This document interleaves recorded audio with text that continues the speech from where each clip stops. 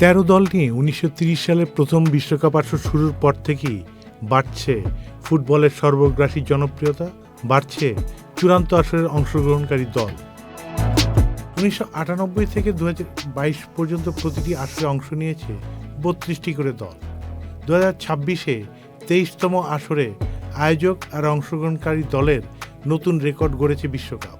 প্রথমবার 3 আয়োজক আর 48 দল নিয়ে এবারের গ্রেটেস্ট শো অন আর্থ দেখছে সর্বক্ষেত্রেই সাফল্যের মুখ। এই সাফল্যই ফিফাকে অনুপ্রাণিত করেছে পরের আসর 64 দল নিয়ে আয়োজনের।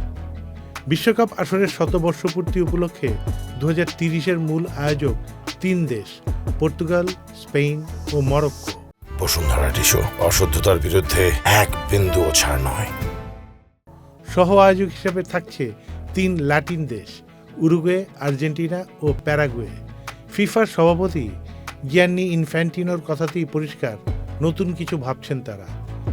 2030-এর ফিফা বিশ্বকাপ আসরে 64 দল নিয়ে আয়োজনের পরিকল্পনা আছে ফিফার এই পরিকল্পনায় ল্যাটিন আমেরিকান ফুটবল কনফেডারেশন কনমেবলের সায় আছে। তবে ইউফা যে এই পরিকল্পনার বিপক্ষে তার সভাপতি আলেকজান্ডার ক্যাফেরিনের বক্তব্যই স্পষ্ট।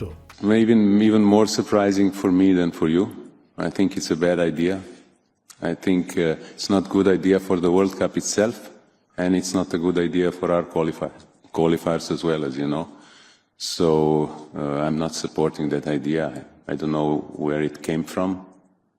It's strange that we didn't know anything before this proposal at the FIFA Council. আগামী সপ্তাহে বিশ্বকাপ ফাইনাল শেষে পরের আসরের অংশগ্রহণকারী দলের সংখ্যার ব্যাপারটি চূড়ান্ত হবে। Saidur Rahman Shamim, channel I sports.